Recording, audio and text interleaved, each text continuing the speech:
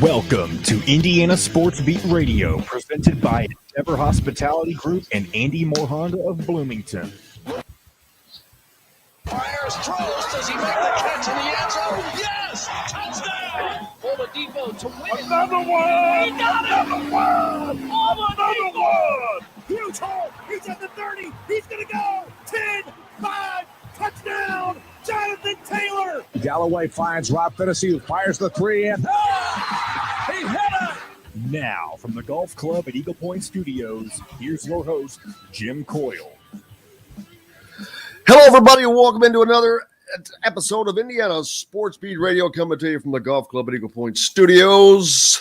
Brought to you by our great friends at Andy Moore Honda, Bloomington, AndyMooreHonda.com, and, of course, the Endeavor Hospitality Wow Club. Endeavor Hospitality, an incredible group of restaurants in and around the Bloomington area where you can stop in and join the Wow Club and start earning those Wow points. Great places like BB's Market, where you can pick up the best meats in all the country, baby. Full-size bakery, and they've got Chef JD to make up whatever you like, whether it's breakfast, brunch, lunch, dinner, whatever you need. They can pre-make it, or you can make it yourself. I miss doing some grilling. Speaking of grilling, Dustin Schutte from Outsider.com along for the ride. Today, Joe, the producer, is keeping us between the white lines. And appreciate everybody joining us. As always, Chris on the Andy Moore Honda hotline already said he went to the New Albany High School game last night and watched the first half. He went to watch the Gabe Cups. So you get to see that. We'll talk more about that, of course. Lots going on. Up next for Indiana, of course, Iowa. They lost to Nebraska last night. Dustin informed me that's their second in a row. We'll get to that. Alec Lasley from thehoosier.com will join us, as will Zach Osterman from the Indianapolis Star. And Joe, who else is on? Is there anyone else on the lineup? I can't recall. Matt Taylor. That's right. Matt making up for yesterday. I forgot. So Matt Taylor joins us as well. So we'll talk about a little pro football as well. So how's Dustin today? Man, I tell you what, I watched that Pacers game last night, and Aaron Neesmith. I know. One of our avid listeners, Pete Clausen, was watching the game last night too. Man, that guy had an incredible fourth quarter. Pacers come from behind to beat the Cleveland Cavaliers. They've won 4 out of 5. I'm fired up. Got up early this morning, went and got a cafe con leche, treat myself, and the barista, the barista put a little heart over the I on my name. So I'm feeling pretty good about myself this morning, Jim. Oh boy, he's got a start to the day going. Hey, Fred, appreciate you, man. Old IU alum, he says, checking in from Easton, Pennsylvania, home of the Easton assassin, Larry Holmes. Former heavyweight boxing champion of the world. Great to have you along, man. Appreciate it. Wyatt, haven't seen you for a minute. He went last night to the New Albany game as well. He was impressed with what he saw. Says Gabe didn't shoot the ball that well. I guess I better throw that comment up there.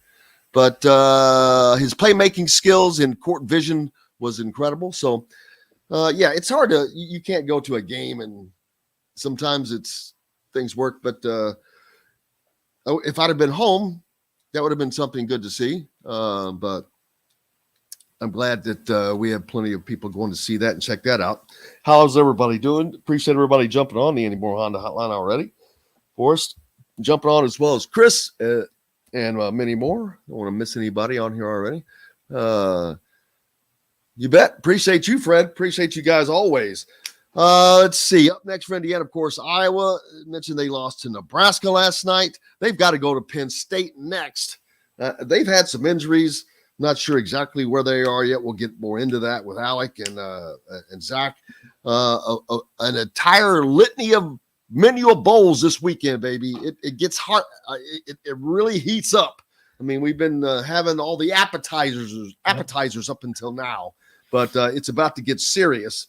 As TCU and Michigan will go at it on December 31st, as will, of course, the Ohio State Buckeyes and the number 1 Georgia Bulldogs.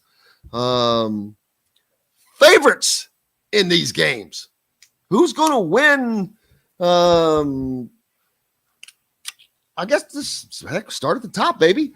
Georgia. who's going to win, Georgia? And after what Michigan did to Ohio State, and from what I've seen from Georgia all year, they've just been solid. They had one or two close games, but that was, it.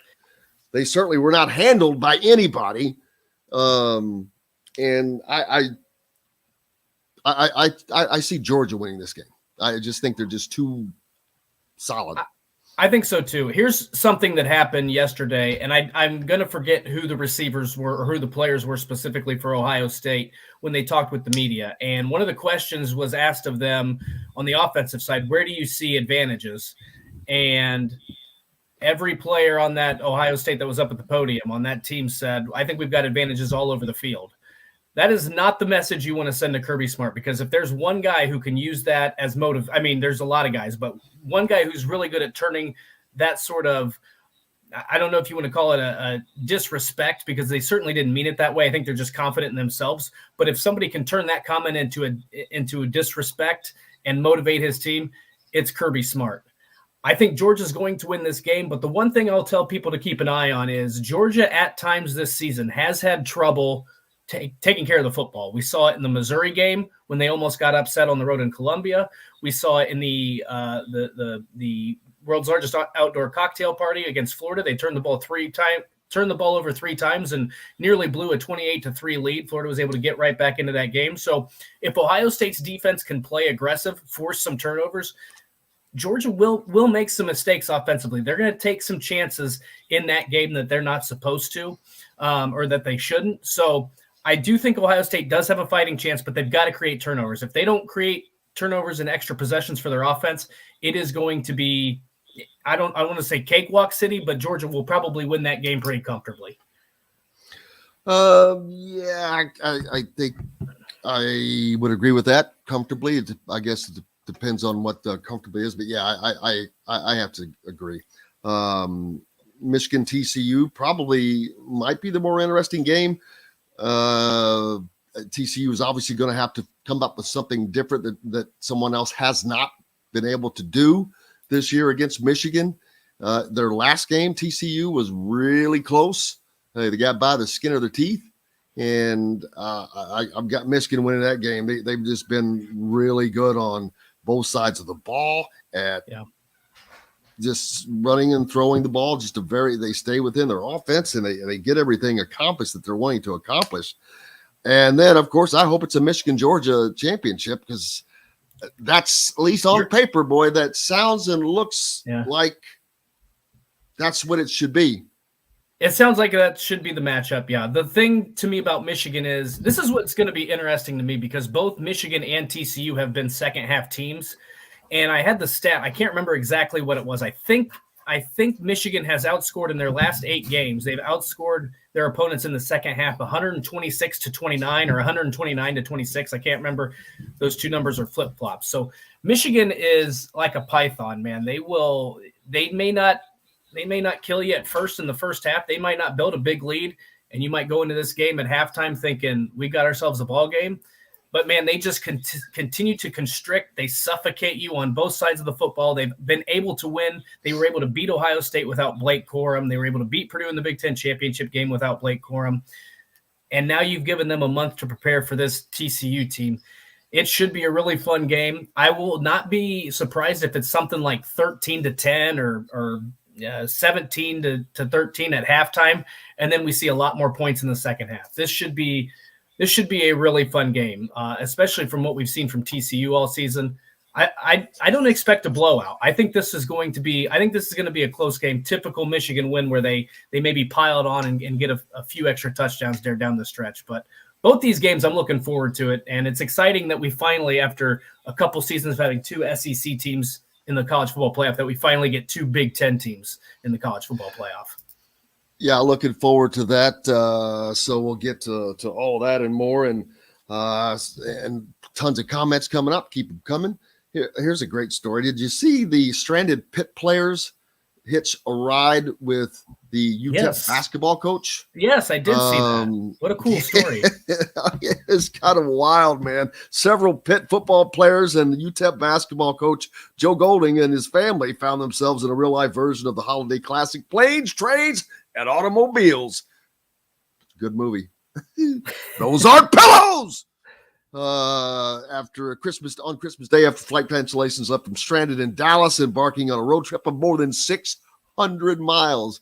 That was a real life Planes, Trains, and Automobiles, man. Pitt coach Pat Narduzzi told reporters on Monday at the Sun Bowl in El Paso, where the Panthers will be playing number 18 UCLA on Friday. That's today. Samuel Okanola, Joel Frattle, and Hudson Primus were stranded when they bumped into Golding, who was in a similar predicament trying to get home with his family. He's the head basketball coach, of course. They picked him up and took those three guys, drove them because the flight was delayed for them to get there in time to practice. So how about a shout out to that? That's just pretty cool. That's awesome. These situations, making the best of a horrific, but Southwest Airlines, buddy. Whew. I'm glad I'm not riding you, but you can't. I'm not there. I'm glad there's not a verbal way for me to be able to express that. There is, but yeah. The FCC would jump in on that. I think the FCC don't call me a meeting. Oh, never mind. I think those were the wrong words. Also, yeah, I'm making them up as I go, baby. Wasn't there? Isn't Southwest Airlines? Isn't their slogan like "Want to get away"?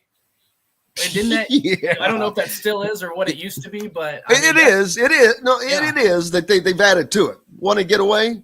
Try another airline. Yeah, or so do we. Something along those lines. Yeah. Oh, yeah. There you go. Bam, dude. They lied to the public. They blamed us on the storm. It had nothing to do with the storm. Right. And thank goodness, and I hope to goodness he faces no problems. But one of their own pilots just stone cold busted them. I mean, just laid the story out how they could not even reach Southwest Airlines. So two thumbs down to Southwest. You know, they were one of my absolute favorites. Yes. But you don't realize how bad things are underneath. But oh well. Guys earlier talking about that going down to watch Gabe at New Albany last night. Mr. Joey Carter says Coach Woodson was at the game as well. I'm sure there was a lot of people there that we don't that were maybe just trying to stay under the radar a little bit. Of course, Mike Woodson is not staying under any radar, especially in this state. But Chris asked, why didn't he think Cubs was surrounded by some really good shooters? Which that would be great if he could bring those with him. Roger, how are you doing, man? A lot of great new names jumping on the Andy Moore Honda hotline today. Love to see that. Hope you guys are have had a great week. Happy holidays. Hope everyone had a Merry Christmas and got through the weather okay. I know it was horrific, but let that be gone. And I hope that's the worst. I wish it would get warmer every day. You know, he talked about 1%. You know, it's the new catchphrase in sports, you know, was 1%. Yeah, 1%. If we just work to get 1% better every day. Well, if it would just get like 1 degree warmer every day for the next 20 days, that would be awesome. My goal for 2023 is to be 1% less worse every day. See, that's something I usually come up with. That's awesome, man. But yeah, no biggie. But we've got a fun show coming up today. Looking forward to talking to Alec and Zach. And too bad. Our buddy, the Greek couldn't join us today. We could really like to have previewed these bowl games with him, but we're going to do it ourselves. We've got the big board behind Dustin. That's right. We can throw up some TCU and Georgia and some other names in there. Big Ten 2-0 in bowl games. Minnesota got the win yesterday over Syracuse. I almost forgot about it in the so that was good to see. The Pinstripe Bowl. Man, by the way, I hate college football games in baseball stadiums. Hate it. I would agree with you. And I'm not a fan of the Fenway Bowl, but Oh God, the Pinstripe Bowl is a little different. It's in Yankee Stadium. Yeah, but it's not Yankee even Stadium. I know, but it's not even like old Yankee Stadium. It's new, not the house that Ruth built. If it was the house that Ruth built, it's the new, not as good as the old Yankee Stadium. Stadium. Exactly. Yes. I get it, but I still think as a college athlete, 20 years, 30 years from now, you look back and you say, dude, I got to play a football game in Yankee Stadium. So here's the thing. I would agree with you if that was played in like week 2 or at some point during the season, but it's a bowl game. Like to me, I was going to say, newsflash, Dustin, they don't play bowl games in week 2. I know, but if they would schedule that game for those times a year, because what I also hate is cold weather bowl games. Like it should be some sort of a reward. Nashville should be the farthest north anybody goes for a bowl game. I don't care about domes either. I don't care if it's a dome. There should not be bowl games in cold weathers. I agree. Yes. The Detroit Quick Lane Bowl, gee whiz. That's like, no, thank you. Correct. Nobody wants to go. I'm like, no, thank you. I'm good. Yeah, I agree. We're in agreement there. But yeah, Central Michigan upsetting Michigan last night. Big Ten basketball. While Big Ten football doing well in the bowl games, Big Ten basketball is taking it on the chin a little bit. Struggling. With Iowa losing their second game in a row. Of course, they lost to a conference opponent last night, but one before that wasn't. And Central Michigan, really? You know how big of a win that is for Central Michigan? Huge. The Chippewas.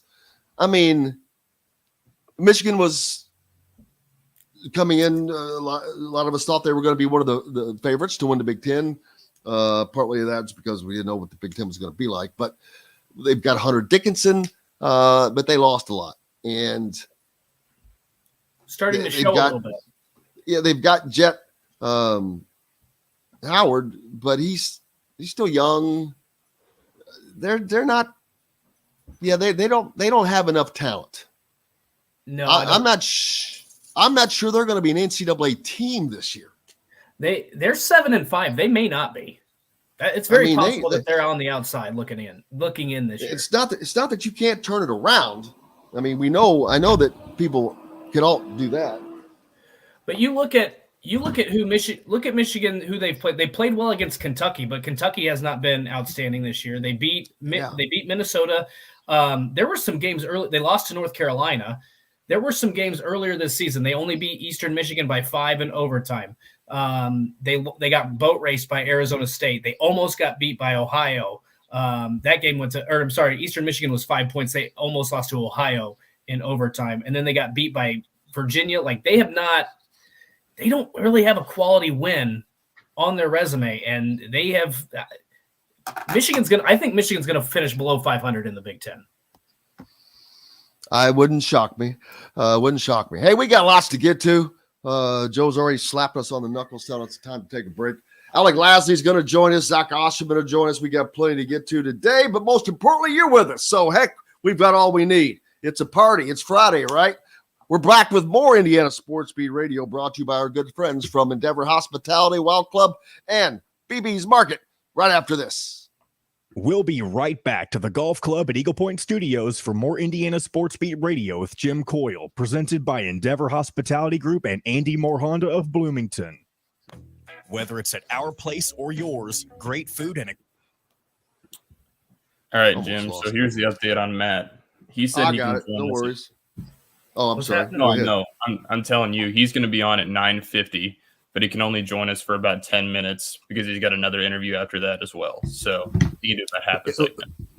But who's in someone supposed to come on at 9:50? No, we're good. We've got okay, perfect. I'm going to be right back, gentlemen. On the fly, baby. Yeah, so it's Alec at 9:10, Zach at 9:30. 9:30, yeah, there we go. 9:10, 9:30.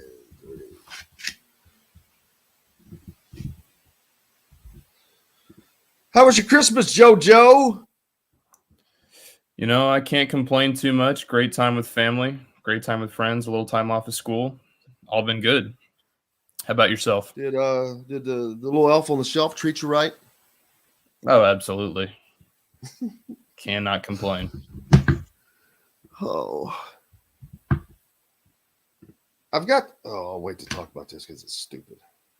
I mean, these are first world problems anyway, but I got a new case because I got a new phone, but it's got, you can't lay it down flat. That's a phone. That's not a tablet. Oh no, that's a phone, baby. But that's because. Okay. I got you.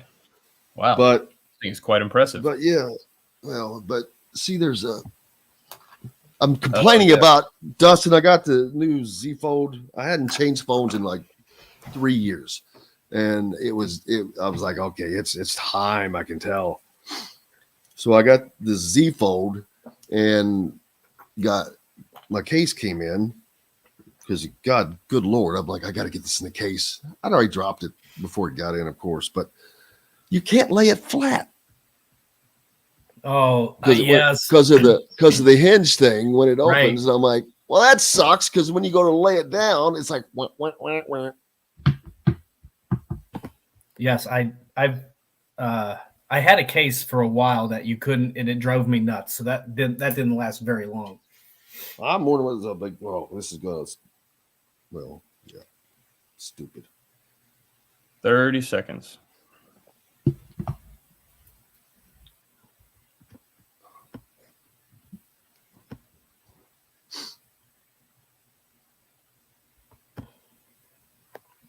Southern Stone strives to always provide their guests with an exceptional dining experience. With weekly specials, quick, attentive service, Southern Stone Restaurant provides delicious 5-star comfort food with a Southern charm at 2-star prices. Southern Stone Restaurant is part of Endeavor Hospitality's Wow Club.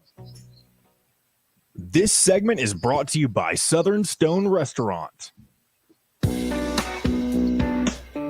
Now back to the Golf Club at Eagle Point Studios for more Indiana Sports Beat Radio with Jim Coyle, presented by Endeavor Hospitality Group and Andy Moore Honda of Bloomington. Welcome back, Indiana Sports Beat Radio, coming to you here on this Friday holiday week. I guess there should be a name for this week. I think there is, actually. Hold on. I'm going to type this into the Google machine. If there is, I haven't heard it. I don't think it's holiday week, yada, yada, blah, blah, blah. But I don't think it's like an official thing, but I think somebody came up with it. Name for week between Christmas and New Year's. I feel like it does have a name. Somebody called it Twixmas. That's not what I was thinking of. Dang it. I just saw this the other day. Purdue beat FAMU 82-49 last night. They did. Oh, yeah. That was not really entertaining. They did not cover the spread. That was a 38-point spread, so I know that.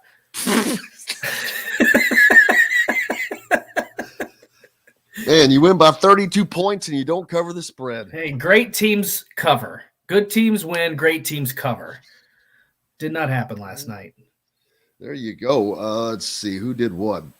Freshman Braden Smith, 4 assists, no turnovers in 22 minutes of play. Zach Edey, 10 rebounds in that game. He's averaging a double-double, by the way. He's averaging like 22 and 14, I think. That's insane. I mean, not that FAMU is not exactly the best competition. No. I'm talking about his averages. He's averaging a double-double.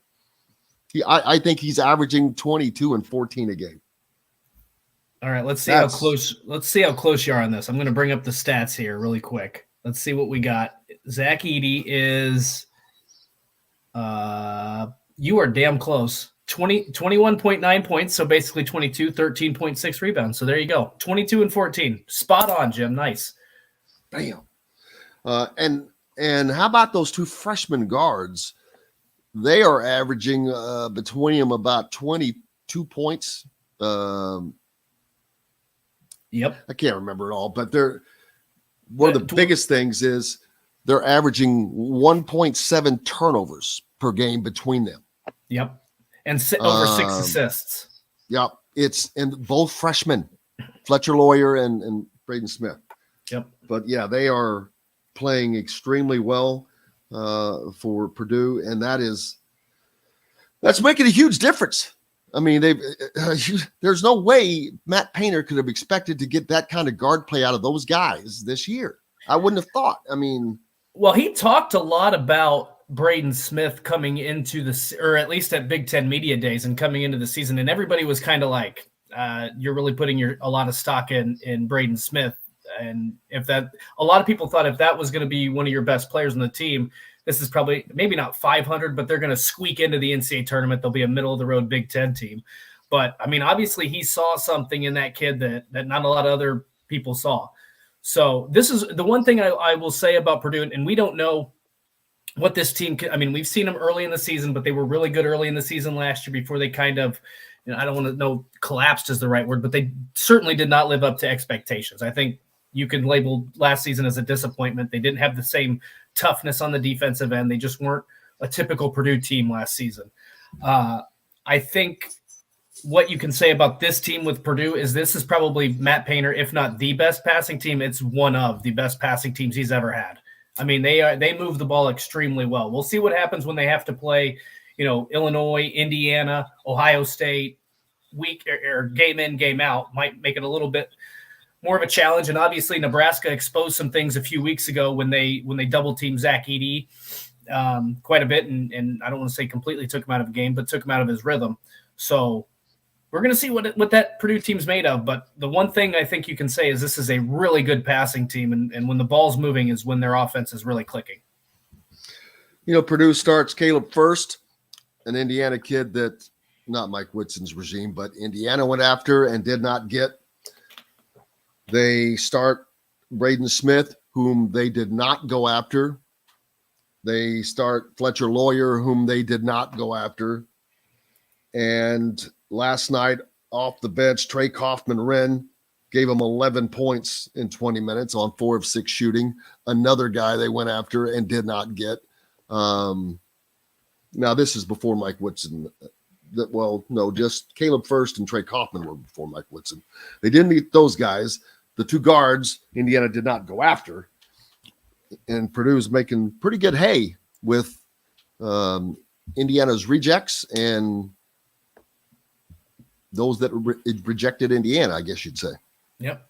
Well, I mean, and I talked about it the other day. You got to make sure that on the recruiting trail, it's about getting the right players, not just the guy with the best star rating. So we'll see. It's a long season. I think here's as negative as we have been this week about Indiana. Whoa. I have not been negative.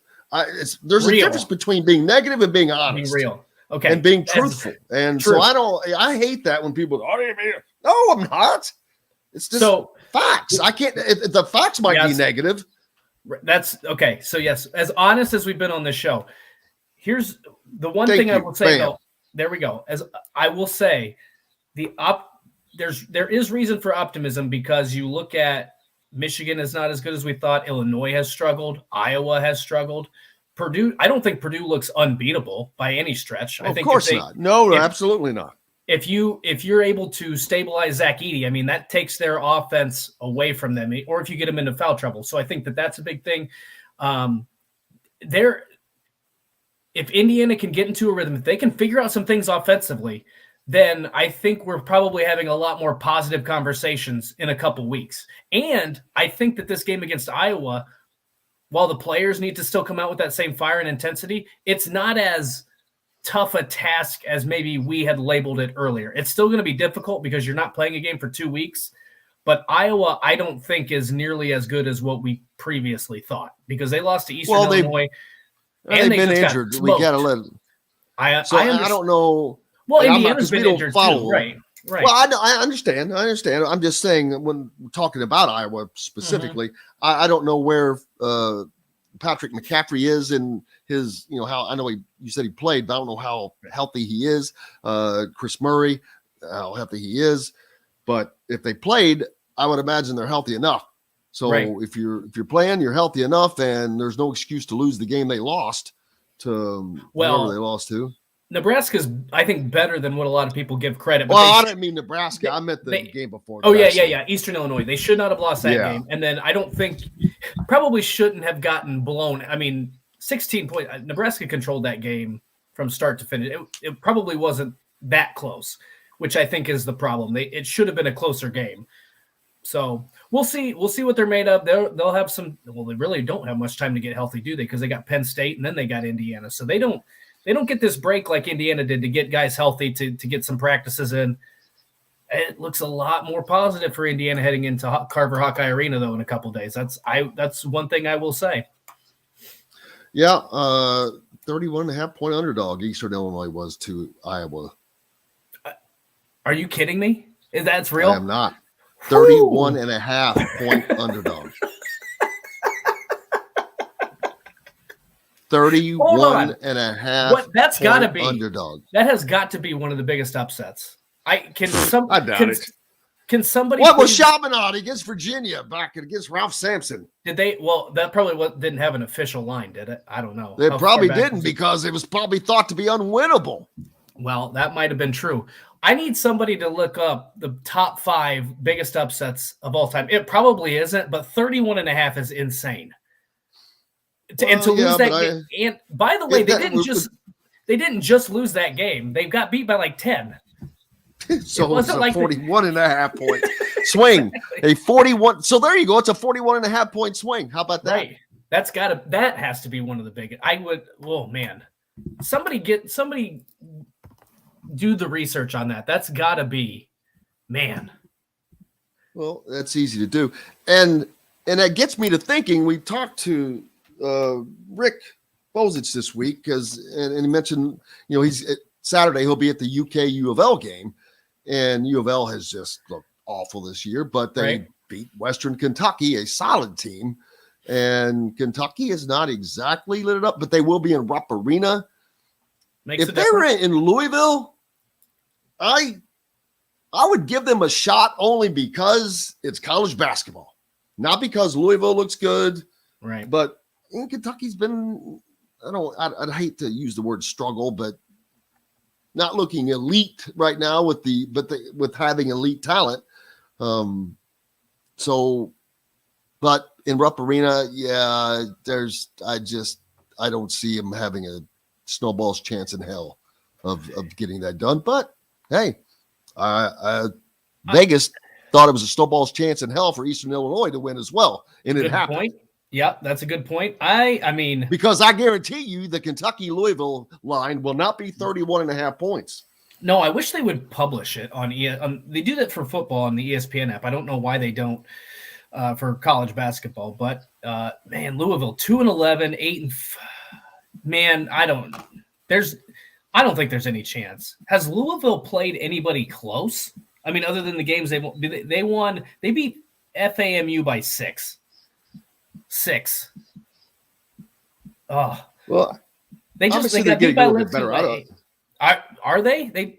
Louisville might be one of the worst basketball teams, and I haven't watched a ton of them. No, I mean ever in the history of major college basketball, because they are, I mean, god awful. It's possible, Jim, that they don't win another game. Oh, I said that because once you got it. Well, had they not won that Western game, I was like, oh, gosh, you get into ACC play, baby. And so they still just have the one win. They've got 2 because they beat Western Kentucky and then they beat FAMU. So they have 2 wins, and they don't have another outside of Kentucky, they don't have another non-conference game. So that their schedule gets drastically more difficult. And I don't know, is there anybody in the ACC that's that terrible? Georgia Tech is 7-5. Notre Dame is 8-5. Syracuse 8-5. North Carolina 9-4. Boston College 7-6. So I don't think there's another quote unquote terrible team in the ACC that they could.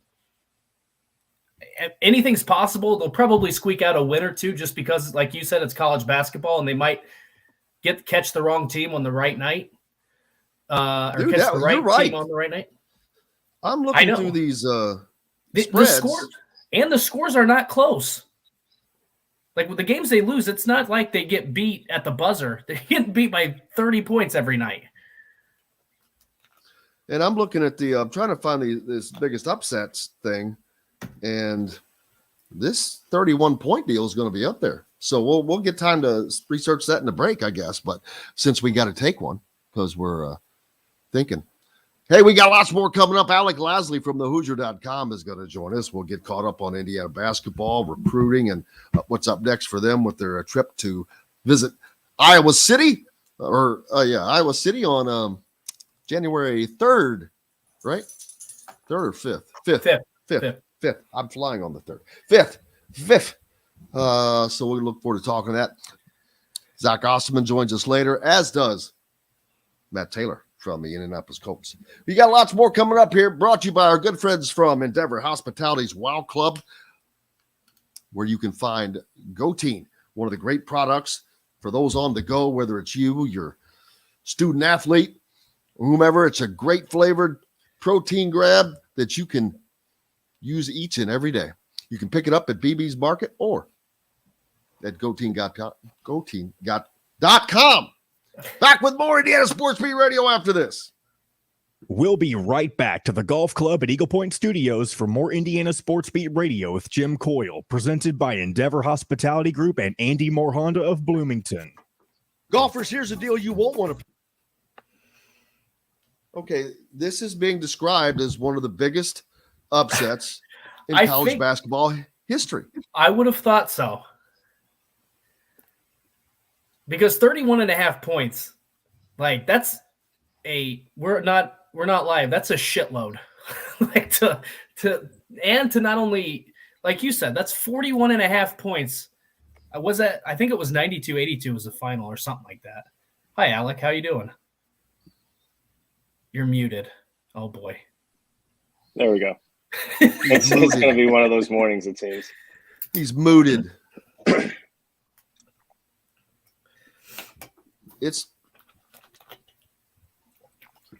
It's being, oh my God, it's being labeled as by bookmakers as the biggest college basketball point spread upset in the last 30 years. I know my stuff. Wow. And here the reason why, so I did some fast math in my head, and the reason I said that is because Purdue was a 37.5 point favorite against FAMU. So I figured if somebody overcame, and they had no shot. So I figured if somebody overcame 31.5, that would have to be up there. Maybe not the biggest, but because I don't know if you ever see a 40-point spread in college basketball. There's just too many. There's too many variables. How bad was Eastern Illinois coming into this game that they were a freaking 31.5 point underdog? Do you know the answer, Alec? Because I don't. Not great. Clearly. I'm going to guess they were not good. Not good at the basketball. That's the largest spread upset in a Division I men's basketball game this century. Well, of course, that's not saying a lot. That's 22 years, but. No, it sounds better. Sounds way better. Let's see. Eastern Illinois, 92-82. They were 4-9, or they were 3-9. Excuse me. Yeah. They had wins over IUPUI, oh God, St. Mary of the Woods College, and Blackburn. St. Mary's of the Woods College. That's an all-girls school, is it not? I was gonna say, isn't that a girls' college? No idea. They won 102-40. Well, so there's that. And then Blackburn. They beat Blackburn by 50, which I assume is a D3 school. It's a bigger upset than Virginia losing as a number 1 seed in the NCAA tournament. Insane. An extensive wine selection with a sommelier on staff to help you with your selections. Feast also provides a wide variety of cheeses, gourmet sandwiches, entrees, a coffee bar, bread, pastries, all made fresh and mouthwatering. Stop by Feast, Market, and Cellar today. This segment is brought to you by RE/MAX Advanced Realty, Indy Home Pros team by Cheryl Sizemore. Now back to the Golf Club at Eagle Point Studios for more Indiana Sports Beat Radio with Jim Coyle, presented by Endeavor Hospitality Group and Andy Moore Honda of Bloomington. Welcome back, Indiana Sports Beat Radio coming to you here on this Friday. Thanks a lot for joining us. We appreciate each and every one of you, and especially if you're in the market for a home in the Indianapolis area, make sure you reach out to our good friend Cheryl Sizemore with Remax Realty. Cheryl's 2 decades of experience could be the difference between you getting the home you want or not. Reach out to her, Cheryl at IndyHomePros.com. Joined now by Alec Lasley from thehoosier.com. How are you, sir? Good. How are you guys doing? Can't complain. Dustin's tired of listening to it. Exactly. Isn't everyone? I hear you. Indiana taking on traveling to Iowa up next, and talked about this week on that. It's going to be a very difficult thing for Indiana. You've been off for 2 weeks. You haven't played a game, and you got to go on the road. And Iowa's had been a team had been playing well, and then now they've gone into the tank here of late. They've lost back-to-back games, one of which was a biggest upset in college basketball in this century, we're finding out. So the Big Ten, and speaking of the Big Ten period, it's going to be Indiana. It's going to be Michigan. It's going to be Illinois. No, it's going to be Purdue. Everything keeps changing. Which that's the fun of college basketball, of course. But man, it's been a really topsy-turvy season already in college basketball and in the Big Ten. Yeah, it has. I mean, just talking on Iowa, right? I mean, they've struggled a lot over the last 3-4 weeks here. They've lost, even going back to kind of the start of December, right? They lost to Duke. Lost to Wisconsin as well, so that they've ended up losing 3 of their last 4 of their last 6 games. They're not playing like the Iowa of old, right? They're not having the terrific shooting offenses that's kind of been the staple of Iowa basketball. Their wings are just not as talented as they have been in the past, and that's kind of masked a lot of those offensive deficiencies, especially in the backcourt.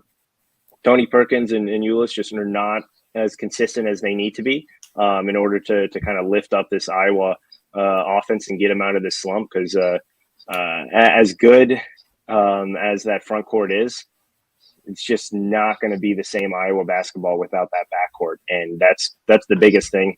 Chris Murray has been in and out of the lineup a lot over the last month, so they're still trying to kind of find some sort of a rhythm, but they just don't have the firepower that they used to have, and that's the biggest thing with Iowa. So, I mean, I think this is obviously a significant game for Indiana going up there next week, right? But Iowa still has to go to Penn State before, and that's a difficult place to play. And so you're looking at this kind of beginning of the heart of Big Ten play for Indiana, and this is turning out to be a really difficult start of Big Ten play, in my opinion, right? I mean, you go to Iowa, then you have Northwestern, and then you go to Penn State, right? Northwestern sitting up there 10-2. Sitting up there at near the top of the Big Ten at the moment, right? Well, we'll see. I'm sorry. Could you repeat that again? What was that? Yeah, exactly. I don't think anyone ever thought we would hear that. Now, granted, right there's only been I think they're 1-0 in conference play, so obviously a little bit skewed at the moment, but still sitting there at 10-2 overall, which I don't think anyone thought they would be going into January. So that's going to be a really significant game. Obviously, that's at home for Indiana. And then they go to Penn State as well. So those first 3 games, which originally kind of looked a little bit easier on the schedule, are now going to be significant because right after that, you get really into the heart of Big Ten. You obviously have Wisconsin, who's turned out to be pretty significant in the Big Ten up to this point in the season and around the country with some notable wins. And then you have Illinois right after that and Michigan State. So it's not an easy stretch at all for Indiana. And obviously we knew that going into Big Ten play, but there's a lot of questions that Indiana really needs to answer and do so quickly with the way that they really limped through December and kind of showed that they're not the team that I think a lot of people thought they were coming into this year and have a lot of issues, moving forward. And obviously one of those is the health of the team with no Xavier Johnson and obviously Trace Jackson Davis in and out of the lineup. But regardless, there's still some issues that this team needs to figure out, and especially on the offensive end. You talk about some of the issues and some of the concerns that this team has. One of the points that was brought up earlier this week when we talked with Jeff Settles from Big Ten Network was, and something I hadn't really thought about, and I don't know if I can speak for Jim on that, but he said he almost likes the thought of bringing Race Thompson in off the bench. And so we talked with Kyler Staley about this yesterday. He doesn't necessarily agree that that's the best route to take. I mean, what would your opinion of that be? Basically, he thinks that, the argument is that the offense plays a little bit slower when both Trace and Race are on the floor together, and they don't get kind of that tempo, and they play a lot better when they're moving the ball up and down the court and more of a free-flowing offense. I mean, what is your take on that? Would you like to see Race come off the bench, or do you think the starting five right now is solidified and that's Indiana's best shot to win games? Yeah, so I guess my question to you then is who takes over that starting four spot? I'm not the one who said it. Either one of you, right? Oh, four. Yeah, like you can't play Miller Kopp at the four. He's not that's not his position. Obviously, ideally, you'd like to have Malik Renaud or Jordan Geronimo take over that. Ideally, Jordan Geronimo with that versatility that he has, but obviously he's not shown. Those are two really different players right there. Exactly, but you can't play either one of those because neither one of those guys have showcased the ability to, one, be consistent, but two, be productive in the last month and a half, right? So what are you going to do? I think at this point, there's no reason to change a starting lineup. I think a lot of people are obviously wanting Tamar Bates in that starting two spot, but I look at it as you obviously have kind of lost that production from your front court. Coming off the bench, you now bring in Trey Galloway off the bench into that starting lineup. Your bench, if you take Tamar Bates off of that bench unit has turned into nothing at this point. And that was one of the strengths of the team, I would say, coming into the season and through the first 3-4 weeks. And if you don't have any scoring punch off of the bench, and just hypothetically, let's say Jalen Hood-Schifino or Tamar Bates get in foul trouble early on, who are you bringing in? Who's going to take over that scoring in the backcourt, right? There's no reason to bring him into that starting lineup when you can still play him 31 minutes a game if you really want. Obviously, talking about Tamar Bates here, coming off the bench. The biggest thing is who closes out the games. Obviously, Indiana needs to start better, but I don't think the answer is bringing Tamar Bates in because he's in such a good rhythm right now. I don't know why you would want to change that up in any manner. I think the bigger issue is figuring out this front court and figuring out a way for Trace Jackson Davis to, one, stay on the floor, be healthy, raise his level of play, which has dipped dramatically over the last month, and get something more out of that backup front court in Jordan Geronimo and Malik Renaud. Because if you don't, then it doesn't matter what you do with Tamar Bates because the bigs are still not going to be able to play 33, 34, 35 minutes a game like this backcourt could. And so you need some sort of production from those two guys off of the bench in that reserve front court role.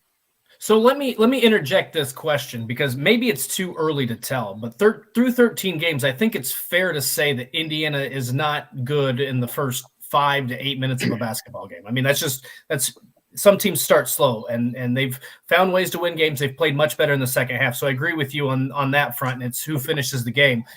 If these poor starts continue though, would you then make the change or because I think the thing that interests me about bringing in Tamar Bates and putting him in the starting role is you get off to a faster start and then you're not digging yourself out of that hole. I mean, I understand where you're coming from. Number one, they need scoring off the bench. They need somebody off the bench to help that second unit. The other part is you don't want to get him out of a rhythm. So if he's uncomfortable in that starting role, is he still going to be the same player in a starting role as he is off the bench? But to me, if there's, and again, 13 games, we've noticed a little bit of a trend, but now you're getting to the games where it really matters, right? Like you're competing for a Big Ten championship. So if you get 3 or 4 games in and you're still finding yourself in this position, to me, I would at least experiment with it and see what happens.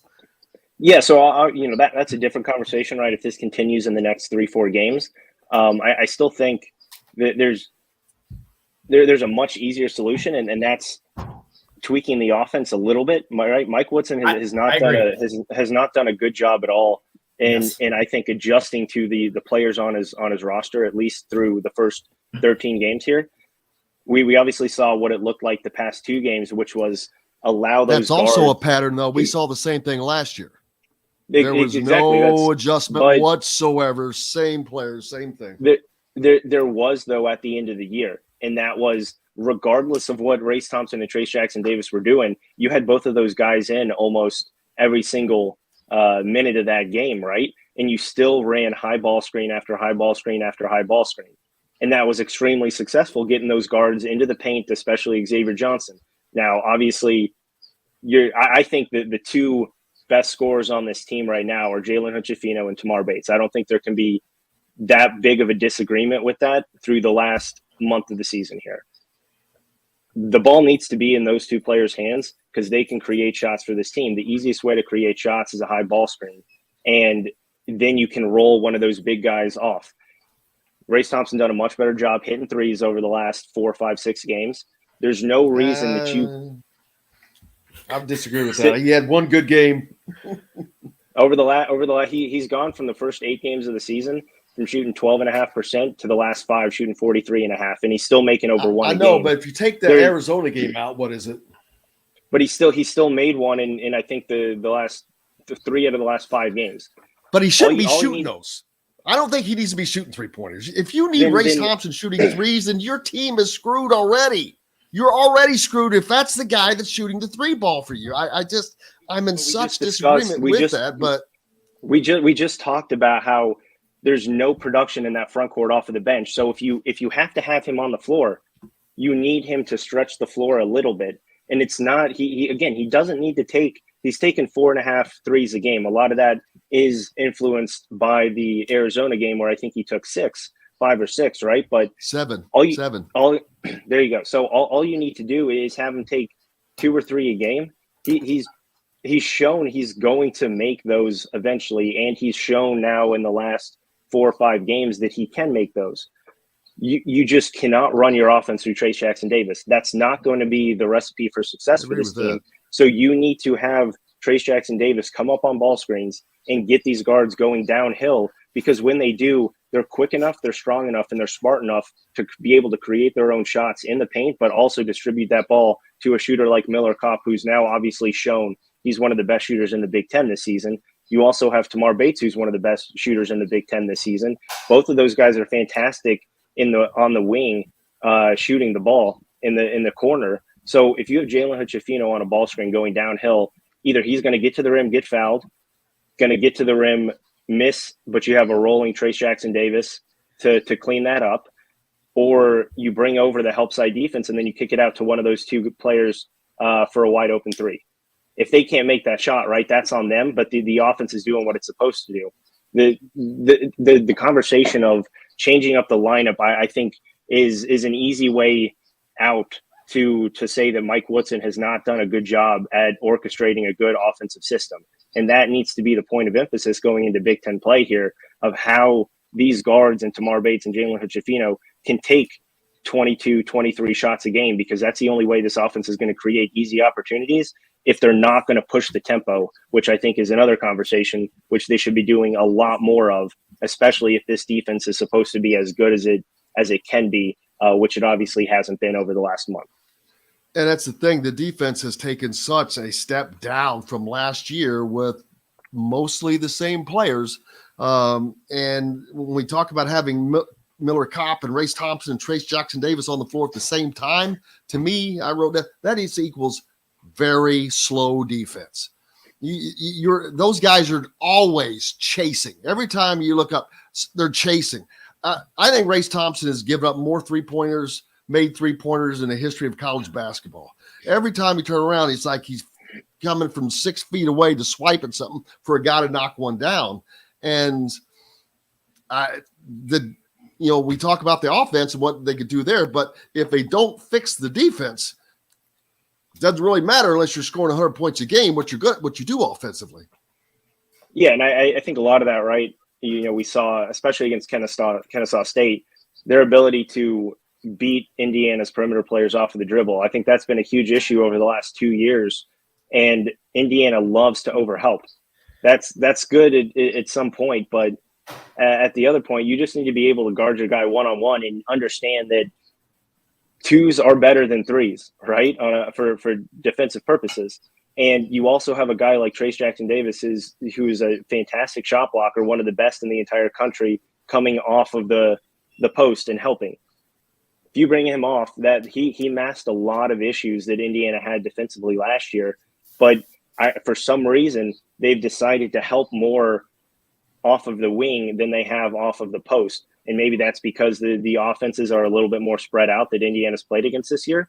But at a certain point, it comes down to guys like Jalen Ochefino, Tamar Bates, Miller Kopp, and Trey Galloway and their ability to keep guys in front of them. If they're not able to do that, then it doesn't matter what the rest of this defense looks like, because that's where it starts. And in college and in NBA, basketball in general, if you're able to get into the middle and the heart of that defense, your defense is going to collapse and be horrendous for those possessions. So,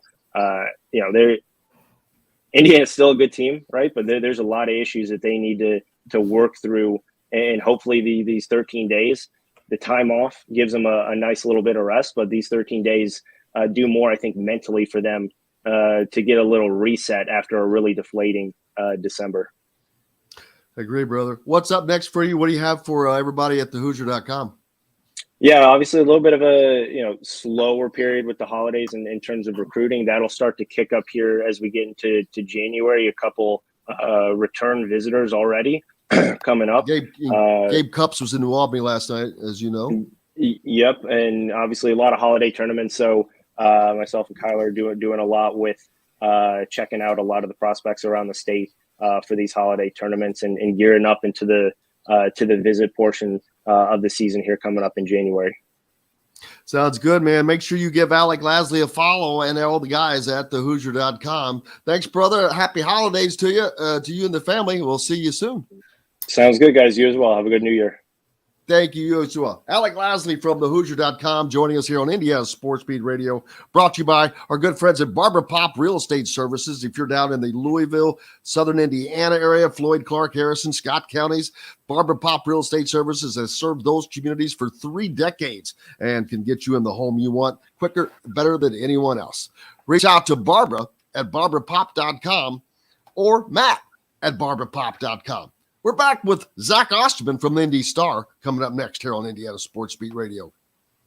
We'll be right back to the golf club at Eagle Point Studios for more Indiana Sports Beat Radio with Jim Coyle, presented by Endeavor Hospitality Group and Andy Moore Honda of Bloomington. Andy Moore Honda is Bloomington's #1. That was good. That was great. Good discussion. Great stuff. Good discussion. Good All right, discussion. I will be Good right back again. Party discussion. Can you bring me something to eat? I'm really hungry. Yeah, I'll send you a bacon sandwich. That's bacon egg sandwich would be amazing.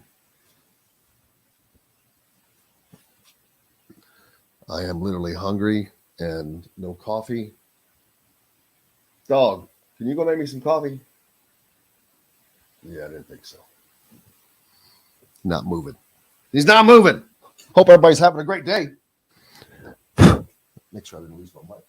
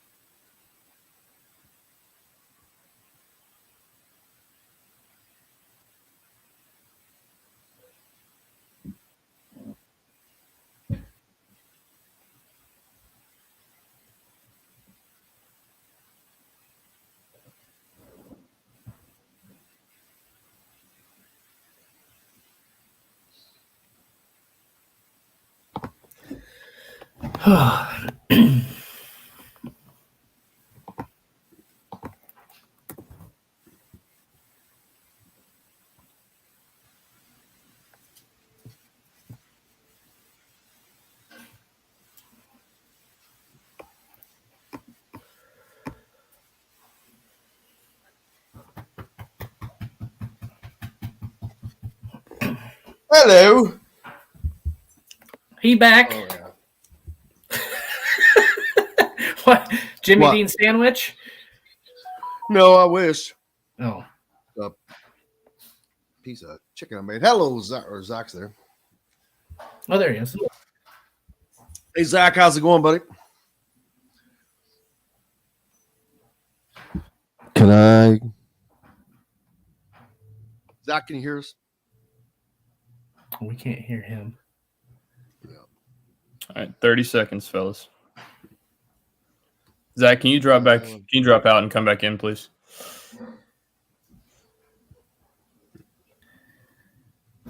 Way to avoid decision fatigue. You pick your plan and pick up at BB's Market with no extra charge. So leave the heavy lifting to us and enjoy healthy eating with stocked meals in your fridge. Order online today at thefreshfork.com. Fresh Fork is a proud partner of WOW Network. Segment is brought to you by Feast Market and Cellar. Now back to the Golf Club at Eagle Point Studios for more Indiana Sports Beat Radio with Jim Coyle, presented by Endeavor Hospitality Group and Andy Moore Honda of Bloomington. Welcome back, Indiana Sports Beat Radio, coming to you here on this Friday between the holiday season. Hope you're having a good one. Jim Coyle with you as always. Dustin Schutte from Outsider.com with us as always as well. And Zach Osterman joins us from the Indy Star. How we doing? How are you, sir? Can you hear me? Yeah, got a little echo there, I think. But how are you doing, buddy? Oh, I can't complain. How about you? Good. I see you got the. Was that one of those new shirts that you're wearing that I saw with Bob Knight? No, this is ATL versus all y'all. I was going to say that would have been surprising of me, but I got the this, colors. I got this somewhere during the World Series run last year. So I could only see the top, and it's the exact color scheme. So crazy.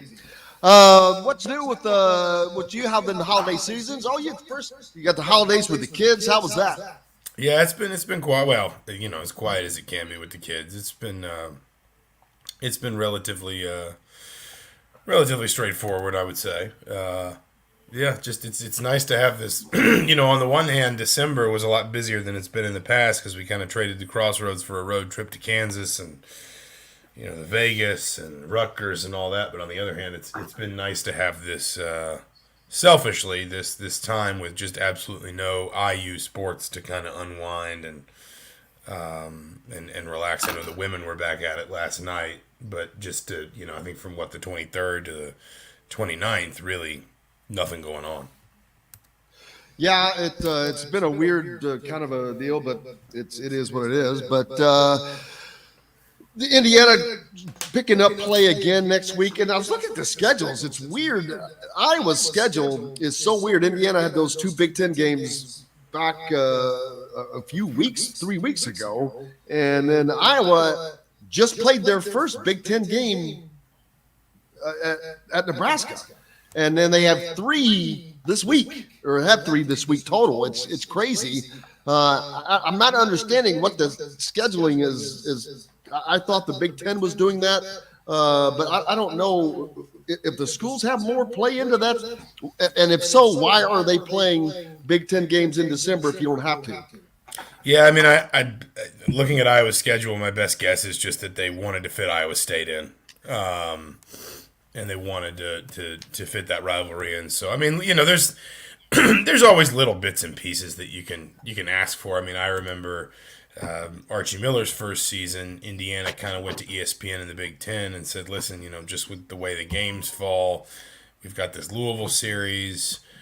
You're going to send us but that's going to be on the road this year. You're going to send us on the road for the Gavitt games. We've got Notre Dame and Indianapolis. We really need a marquee home game. Is there any way that we can?" If anybody remembers, Indiana hosted North Carolina in 2016-17 in the ACC Big Ten Challenge, and then hosted Duke in the same event the next year. That was Indiana kind of going to the organizers, again, ESPN and the conference, and saying, is there any way we can get a home game 2 years in a row? Because we just don't have a quality home game on the schedule in the non-conference, and we want to make sure we have that for our fans. And, ESPN said, Sure, but it's going to have to be it's got to be Duke. Then it's going to have to be Indiana Duke is what you're going to have to take. So there can always be a little bit of play in those things. Just a little bit of wiggle room. I don't think it's something where you can come back year after year after year after year. But my best guess is looking at Iowa's schedule. My best guess would be that they wanted to fit that Iowa State game in.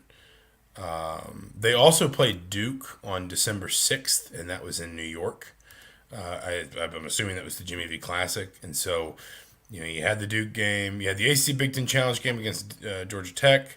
Week later, you had Duke. Then you fit Iowa State in literally 2 days later. My best guess is they just kind of moved that game around to squeeze that in. And Zach, one of the things we've been talking about is this: Indiana's going to have this kind of long way. Zach, can we get you to turn your volume down a little bit? We're getting a really bad echo. There you go. Yeah. Perfect. So one of the things is they've got kind of this long layoff. They've had some struggles recently. They obviously didn't come out of the gate very well against Arizona, fought and clawed back into that game. Against Kansas, they had struggles throughout the course of the entire 40 minutes. Didn't look that great against Kennesaw State. I understand, Trace Jackson Davis wasn't playing. Xavier Johnson is obviously hurt. But what areas have you seen where this team needs to improve and really focus on during this 2-week break until they go on the road to Iowa City? Yeah, I've talked about this on our podcast or just when people have asked, radio shows and things, and I always kind of pivot back to this this answer that I've got that is essentially just sort of like, I recognize that it's not a good journalist answer because it's not one that I can back up with reams of facts. I think if you look at the way that the season's played out so far, if we were judging Indiana through the prism of where they were a year ago, we would say it's been fine. Okay, they weren't ready for Kansas, they weren't ready for Arizona, but they've got a couple nice wins. That Nebraska win quietly keeps getting better. Nebraska's 77 in KenPom. It's still a quad 2 win. Nebraska's going to have to do some work at this point for it not to be a quad 2 win. And that says something when it's Nebraska at home. Not even Nebraska on the road, but Nebraska at home. But it's because we as the media, or if you're looking at it as a fan, or you're looking at it as an interested Big Ten observer, we raised the bar on Indiana this year. And Indiana invited that. There's been an awful lot of in the frustration sort of after some of these losses, there's been an awful lot of you, the media, you did this, you rose expectations too high. They invited this stuff. They talked about wanting to be a Big Ten favorite, wanting to compete for a Big Ten title, wanting to compete deep into the NCAA tournament. And I'm not saying they can't still do it. It's December 30th. There's this, it's really easy. College basketball is an easy sport to get doom and gloom about because they're, you especially in November and December, you play a lot of these games that kind of happen in isolation where you play one big game, then you don't play another one for 2 weeks, and then you don't play another one for 9 days. And so when one goes bad, it sort of festers on you for a while. I still think this team's ceiling is there, even potentially with Xavier Johnson out for a while. But I think I don't think they know how to win at the level that they want to win. And they don't know, a long time ago I was talking to somebody about Premier League soccer, and they said the difference between a Premier League player and a player 1 or 2 divisions down in England isn't skill, isn't oh my God, look at that thing that he can do that no one else can do. It's that the Premier League player can do it 19 times out of 20 or 29 times out of 30 or 39 times out of 40. It's not the skill to be able to do it. It's the consistency with which you can do it over and over and over again. And every time you try it, it works. And every time that's what sets you apart. And I think that what where Indiana is right now, I think they've shown the skill. That the Xavier win keeps holding up. North Carolina has quietly rallied pretty nicely from they were kind of in a little bit of a dip, but they're back to 20th in KenPom. They've won 4 in a row. But when you look at these, when you look at these losses, Rutgers, it was offensive rebounding and finishing around the rim, dealing with Rutgers defense. Arizona, it was stopping Arizona offensively and offensive rebounds. Kansas, it was a lot of things, but I think primarily turnovers. The point is, it's not like there's one or two common threads that you can say are just Achilles heels for this team. And that can be difficult because then you don't have something to attack. But it can be an advantage because I think it comes back to a more fundamental issue, which is more just that this team doesn't seem to understand yet exactly what it takes to win at the level that it wants to, how consistent it has to be in its performances, that there can't be nights off, there can't be slow starts, there can't be, we're just going to be overwhelmed by the moment and too lax with the ball or too weak on defense. Now, there's a couple things here. I don't think there's a team in the Big Ten as good as Kansas or Arizona. Maybe Purdue. I mean, give Purdue its credit. Give Purdue credit for what it's done. Like, I'm not trying to start a fight between IU and Purdue fans here, but like, I don't think Purdue is as overwhelming offensively as Arizona, and I don't think Purdue can do to Indiana defensively what Kansas did, which is just flood passing lanes with length and wingspan, and just take Indiana out of its offense because they are so long everywhere. Even if we put Purdue in that category, that means there's 12 other Big Ten teams that aren't nearly as good as either of these teams we're talking about.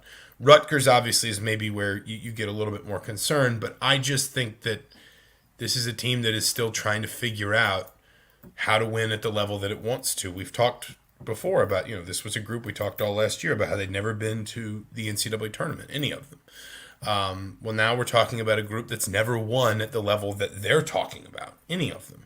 And it's going to take a little while. And I think that there is a world where some of these growing pains in November and December can potentially, for a team that's basically is favored to win 3 of its first 4 games out of the Big Ten break and is looking at 2 of those 4 as basically toss-up games, a 1-point win at Iowa, a 1-point loss at Penn State. I think there's a world where this team can come out of this break better, stronger, tougher. Again, even without Xavier Johnson, they'll miss him, but they are at least fortunate. Most teams don't have 2 good Big Ten quality point guards. They've at least got somebody else to take up that role. I think there's a world where Indiana can, still be a Big Ten contender, but they have gotten a long look at their flaws. I think the most fundamental one just being the need to understand, what it takes night in, night out to win 15 games in the Big Ten. How do they come out of this break, in terms of how they've improved? I think that's the big question. So the reason I left it, I'm sorry, Dustin, the reason I left this question up there was because it was kind of right relative to what Zach was talking about. No, I don't think it was a fluke last year because they have the talent. I think it's about the effort. They gave that effort during that period. They fought Michigan and Illinois and even Iowa, but they were able to do that in back-to-back days. And to do that over weeks, that's something we're not seeing from them. And I think that's kind of what you're talking about, the winning part of it. And I agree. So I don't think it was a fluke personally, but I think that until they learn that's the effort they have to put out every game, not just 3 days in a row, that they're not going to really take that next step up. I'm sorry, Dustin, go ahead, buddy. What I was going to ask is to the point of the consistency and knowing what it takes to win. I mean, this is maybe so oversimplifying it, but is it as simple as somebody being a leader in that locker room, somebody stepping up and taking control of that locker room? I'm not saying they don't have a leader, but if I don't know how to address that question. To me, there's maybe not quite that understanding, and to me that speaks more to leadership, whether that's a coach, a player. I don't know who it is or where it comes from. I think I think it's leadership in a sense, but I don't think one person does that. Like I think that's much more of collective accountability and collective understanding. And like, listen, again, I mean, Indiana can have a perfectly fine season, a better season than last season. Like let's just say right now that I'm looking at their schedule. Let's say Indiana goes 8-2 in the Big Ten at home. Let's say they manage to win 3 out of 4 of Iowa, Northwestern, Penn State, Minnesota away, they'd be 21-10. They'd be 11-9 in the conference. They would be, if we're talking about tournament seeding, they would be fine. If they added, let's say they add a win in the Big Ten tournament, then they'd probably be a 6 seed or better, maybe a 7, but I'd guess probably a 6 or better. They'd be in the tournament comfortably. Given their draw, maybe they'd be even in a position to make a run at the second weekend, and we'd say that's fine, that's okay. But again, this group was happy to raise the bar for itself, and they weren't walking around boasting. They weren't saying, "Oh, come look at us," come and behold us. We are, the future kings of the Big Ten. But they were not afraid of that expectation in the preseason, and I think they are still learning collectively, because this work. I don't think it's just as simple as Trace Jackson Davis pulling everybody together and saying, "Let's stop screwing around now and go get it."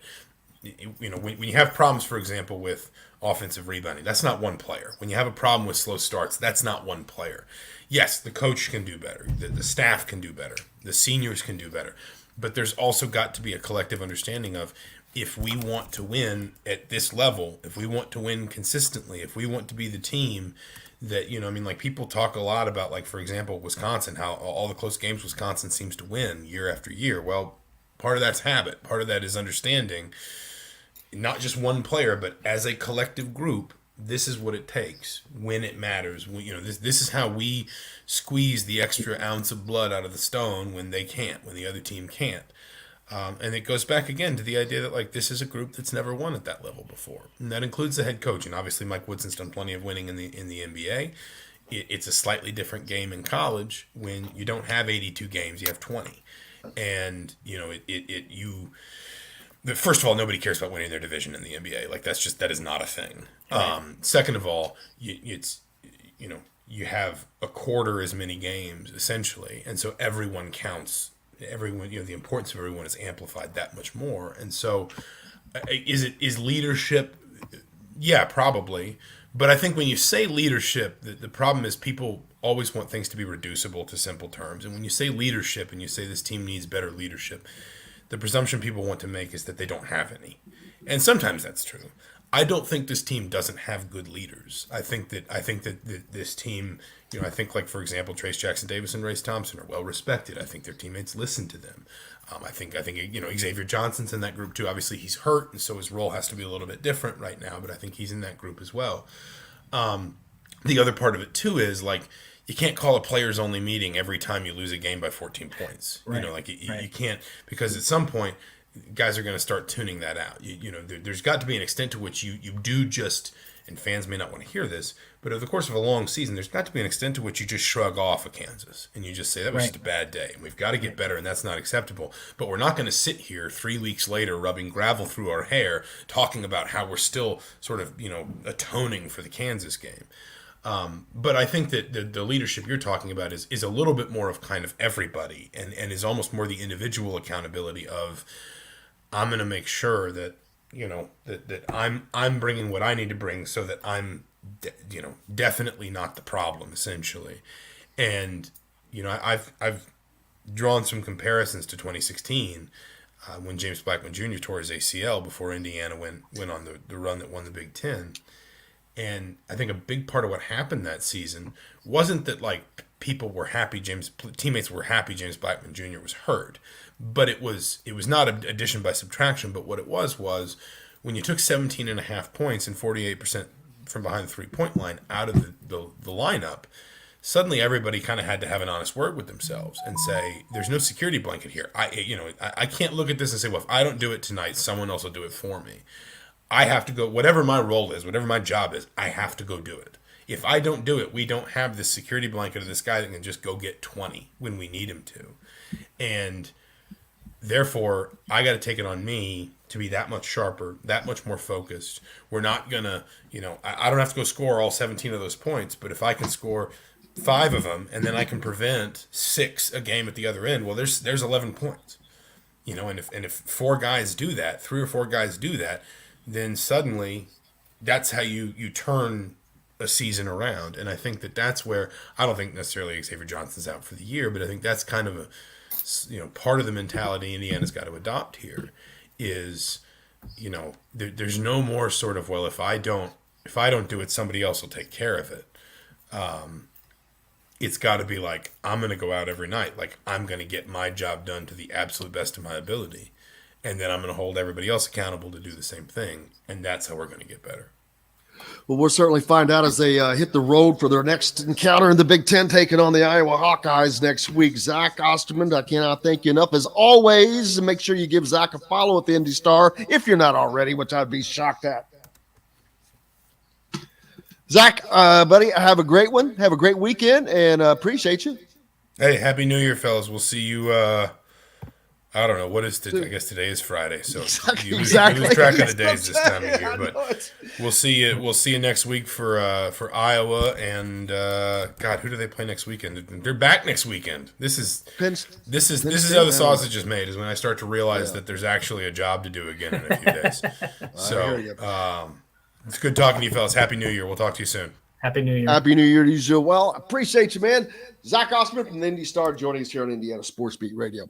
Hey, our good friend Matt Taylor also with us. We're going to get to him real quick because we've got to get him out of here. But Matt, how are you, buddy? Hey, good guys. What's up? Just enjoying it, just doing what we do, boy. Just spending some time down south, but unfortunately, that's about to come to an end. Oh yeah, where you at? You in Florida or the Keys? Yeah, where you at? I wish I was in the Keys. No, are you in Key Largo or something? Yeah, exactly. I'm making a movie. I'm writing a song. I'm writing a new song. I needed inspiration. You look like a beach boy with that haircut. I've been getting. Who was it? I got someone else said that told me, they just told me I need to get a haircut, but I'm like, you know what? I have not had long hair my entire life, and I'm decided to let it grow out. You know why? Because I can. And I'm like going, man, I better do it. So who knows? 2 years from now, I may be balder than a cue ball. Than Dustin. No, I almost said that, but I held that back. It's all good. It's economics at this point. Matthew, how was your holidays, buddy? Oh, it was really good, really terrific. Yeah, kids got to open up stuff from Santa, so got to see them get happy, and hung out with family, which was really good, and kind of a blessing a little bit that we played on a Monday night, the day after Christmas, instead of having to play on Christmas Eve or Christmas Day. So that was good. But unfortunately, the results aren't there. But in terms of the schedule, it was a good day to be with family. Yeah, I didn't even realize they were playing Monday night until Monday. And I'm like, oh, gosh, the game's on. So I was watching it. But Herbert, man, he's a rock star. Justin Herbert he's on a Hall of Fame trajectory right now. And I know it's easy to say that 3 years in, but man, he's broken some big time records, most yards in 3 years and second only to Dan Marino in touchdowns in 3 years. That's some big stuff.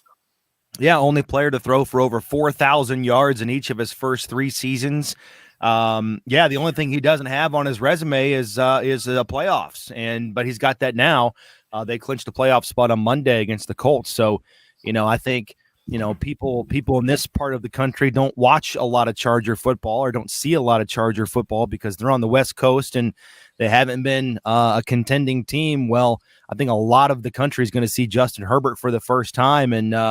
And hopefully, for their sake, they can make a little bit of run. And he's a really, really fantastic player. He can run the football as well. They've got 2 really big-bodied wide receivers that help him, and Keenan Allen and Mike Williams, and then Austin Eckler. So not sure about their defense to keep them, in the play in terms of January football. But offensively, they're going to score points, and they should contend and keep up with just about anybody. Matt, what we were talking about earlier this week was kind of this youth movement at the quarterback position in the NFL. And you look at Justin Fields, Justin Herbert, Patrick Mahomes, Josh Allen. I mean, it's crazy to me because just a few years ago, we were talking about Peyton Manning, Eli, Tom Brady, Drew Brees, Phillip Rivers. You could go on and on with a lot of different names. And you thought that was maybe the best generation of quarterbacks. But, man, these young guys who have been in the league, I don't know, maybe a lot of them no longer than 5 years have really kind of revolutionized the game. I mean, just how fun is it to watch a number of young guys? There's not just 2 or 3. It's feels like a whole class of quarterbacks is coming in and really leaving their or at least starting to make their mark on the game. That's funny you say that. A couple of years ago, we're thinking like, oh man, who's going to replace Eli Manning? All these guys are retiring at the same time. Ben Roethlisberger, and then Tom Brady retired and then came back last year. And you're thinking, who's going to take over the torch here? Who's going to be the face of the NFL? We don't have to worry about that. These guys have answered those questions for us with Josh Allen, like you said, Joe Burrow. I love Joe Burrow in Cincinnati. I mean, just as a fan, anytime I can watch the Bengals, I make that appointment viewing, and it's going to be fun because I think those 2 teams play actually on Monday Night Football, Bengals and Bills. That's going to be a really fun game. So, yeah, I mean, in short order, all of the old brass has kind of gone out and the new brass is in, and it's a really exciting, fun, entertaining brand of football when you've got all of these young guys. And, for lack of a better term, Aaron Rodgers is like the only crotchety old guy still left, Right, so all these young whippersnappers are really making it fun to watch football. And the NFL continues to be the most entertaining, reality-driven TV that there is. I mean, it's a soap opera every week with the Titans on a free fall, and then you got teams like the Texans still competing and winning games and taking teams to the wire. So that's why the NFL is the most popular sport going, because any given Sunday, fantasy football, and you have all of these young, brandable and likable young quarterbacks in the game. Aaron Rodgers' tagline should be "Get off my frozen tundra." Attaboy. Yeah, when we were talking about this, and I brought it up, it's like 2/3 of the quarterbacks now are the younger guys. And for my entire life of watching football, it was always the same thing. The new guys would come in, and it's at least a 2 to 3 year tutorship, mentorship, learning. And how has so many of these young quarterbacks, it's changed. That's not the way it is anymore. I mean, these guys can come in and start. Trevor Lawrence, I mean, I know that some of them go to bad teams that need that, but there's too many that are when it's 2/3, when 5 years ago it was the exact opposite. I don't know, how are these guys maining to make that change? Because changing over from college to professional sports, maybe the quarterback position is the biggest jump that you make in all of sports. Yeah, no, I mean, you're right. I mean, there was a stretch there in the 2000s where it was either the Steelers, Colts, or Patriots, one of those 3 teams, Roethlisberger, Manning, or Brady, playing in the AFC Championship game. Like, there was no deviation from that. I mean, it was just one of those 3 guys, one of those 3 teams every year playing in the Super Bowl. And yeah, teams now, I mean, I think college football has become so sophisticated, and football has become such a 24/7, 365 a year sport in terms of coverage and fan thirst for it, with the draft and free agency. So there's really not a part of the calendar where we turn our focus away from football. I mean, it kind of has peaks and valleys, obviously, in the off season, but I think you have coaches that can coach it so well now, and guys are so smart. And I just go back to that word, sophistication, and guys are now able to come in and process and play well as rookies or young players on rookie contracts. I mean, you're seeing Trevor Lawrence, the light bulb just now is starting to go off for Trevor Lawrence in year number 3. He's just now starting to get it. But I like the fact that teams are throwing these guys in there, and it's kind of baptism by fire. And that, to me, is how you should do it. Get the growing pains out of the way early as these good quarterbacks go to teams that finish poorly. That's why they're drafting them in the first place. But to grow and to get acclimated and to just get better year by year, so that when you have a good roster around those quarterbacks, that's the time in terms of the process where the quarterbacks are really starting to understand things and have really started to process the NFL version of football very, very well. Matt, this is a great conversation. We got to let Matt go. He's got some stuff he's got to get done. One more from Dustin. I love Dustin. Perfect. Hit it, Dustin. Hit it. Oh, Dustin. nice. Perfect. I appreciate it, Matt. I appreciate it in the holiday spirit. So one thing, obviously, this hasn't been the greatest season for the Colts, but one thing I wanted to compliment too, and I know you're going to be able to speak to this, is I tuned into that game on Monday night, and the fan support continues to be there.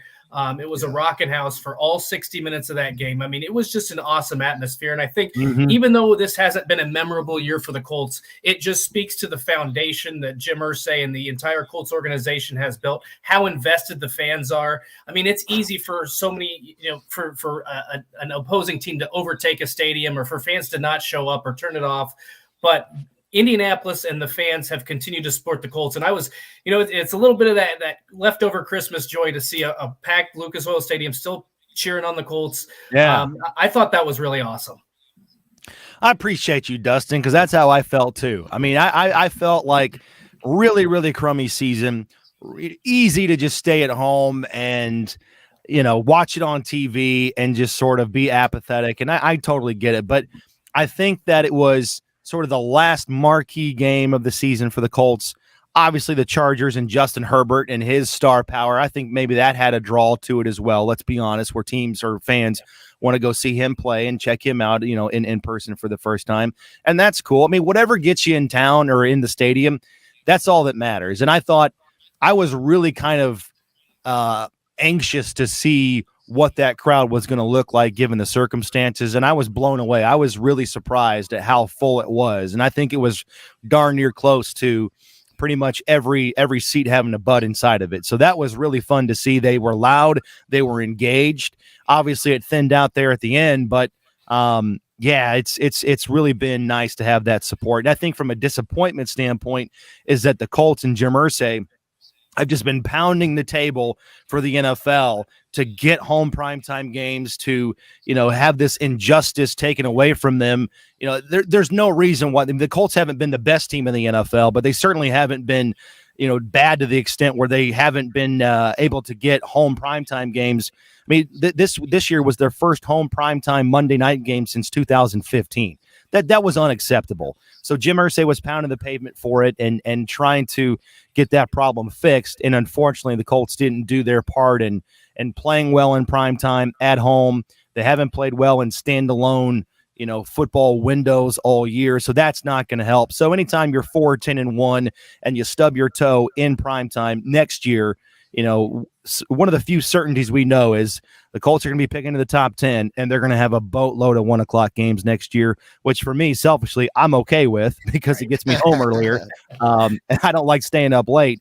But yeah, those primetime windows are sacred, and the Colts just didn't do their part. But the fans really showed up this year.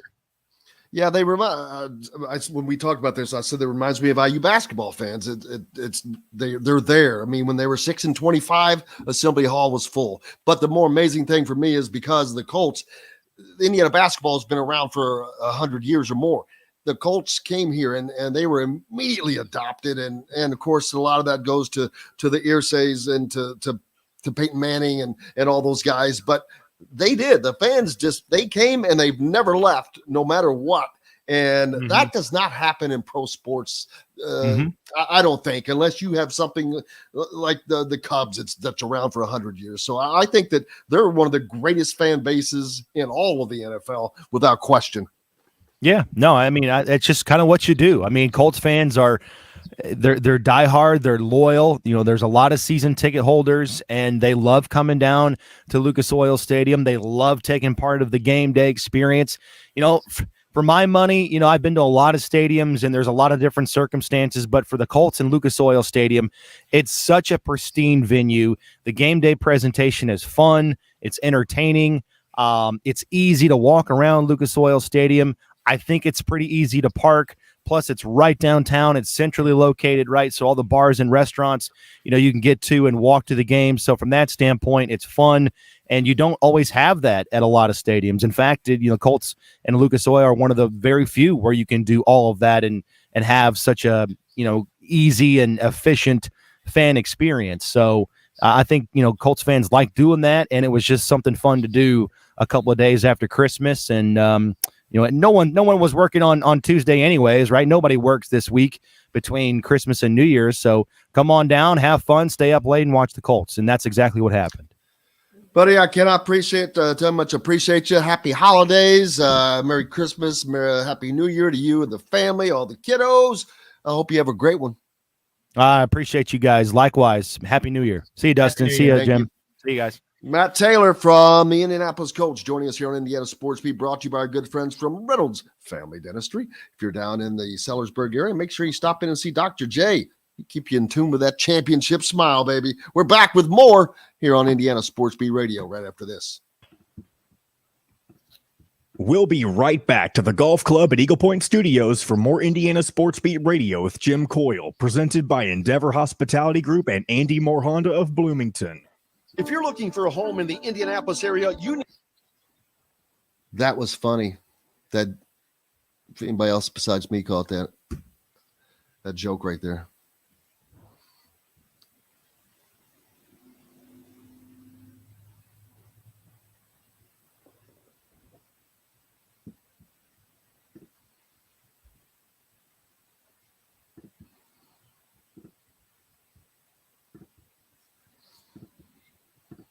There will be no over-the-hill geriatric next year. I guarantee you the Colts will do whatever it takes to get the quarterback. Thing is, you got to get lucky and get the right one, or they all, that's, whew.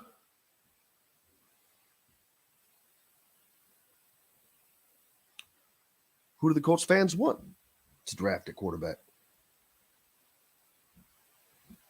There's a question.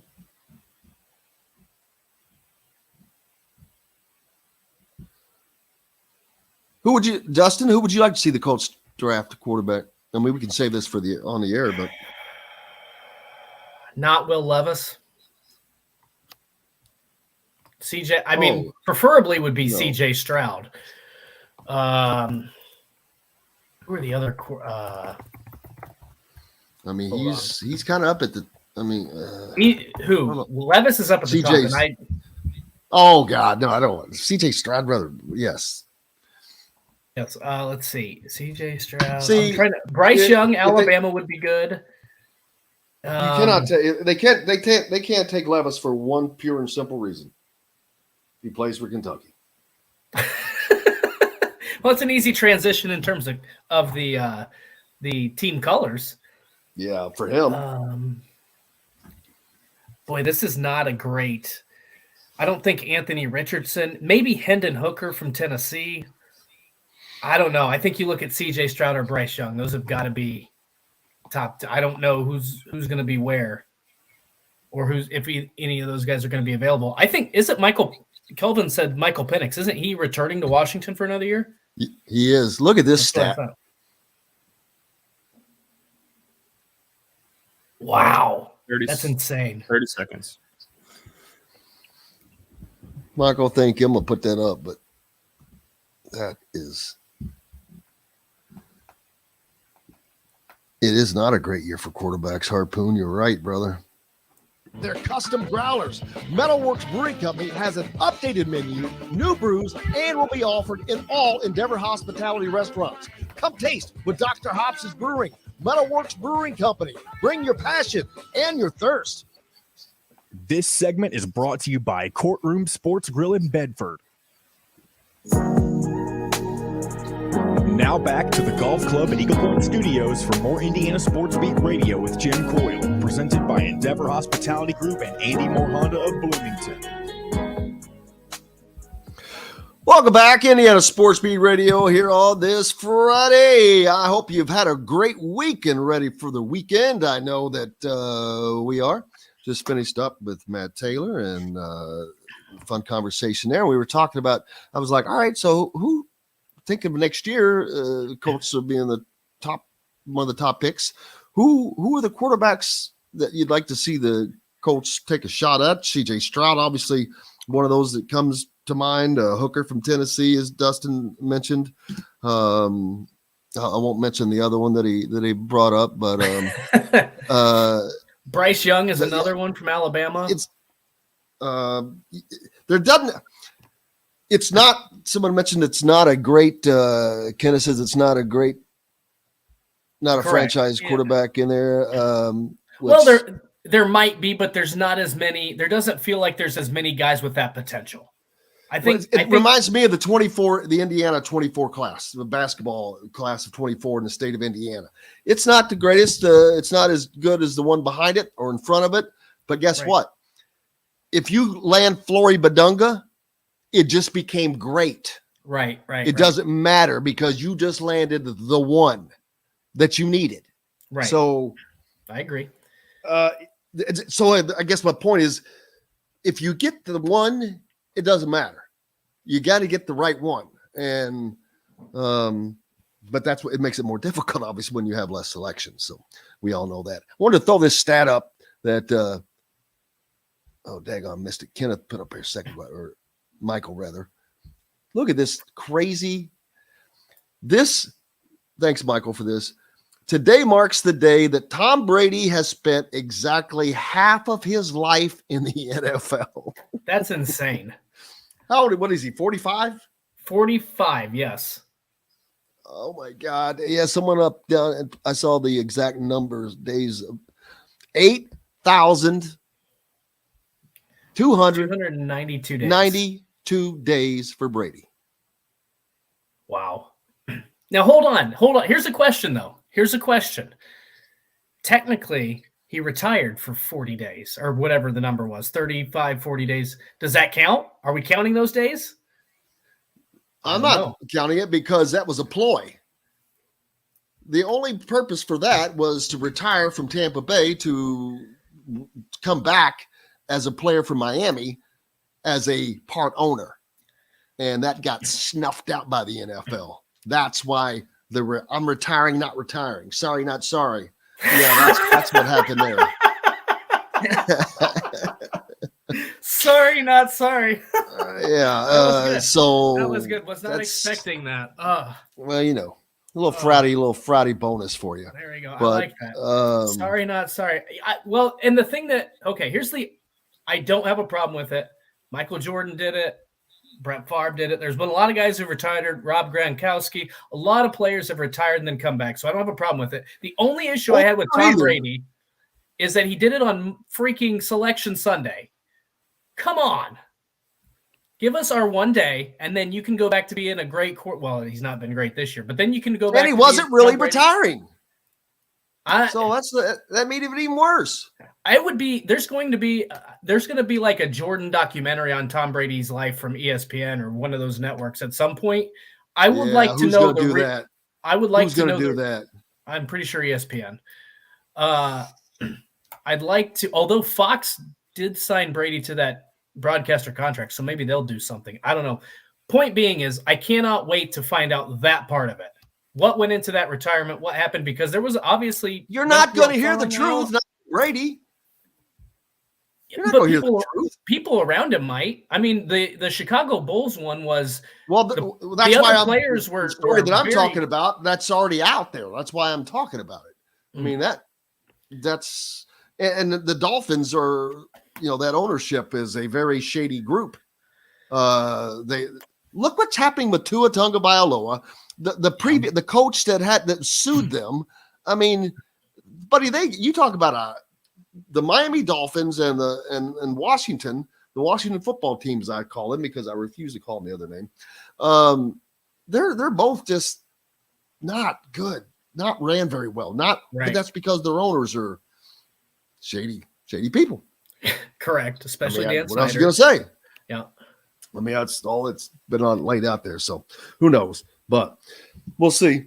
The one thing I want to say too, and I brought this up either yesterday or a couple days ago, was the one thing that gives me hope in the fact that the Colts need a quarterback this year. And I know that this has been a carousel ever since Andrew Luck retired, so that they haven't gotten it right. But the Colts, as I said, the thing that gives me hope with this quarterback draft class, I don't think the Colts are going to take a chance on a guy they don't think can be a franchise player.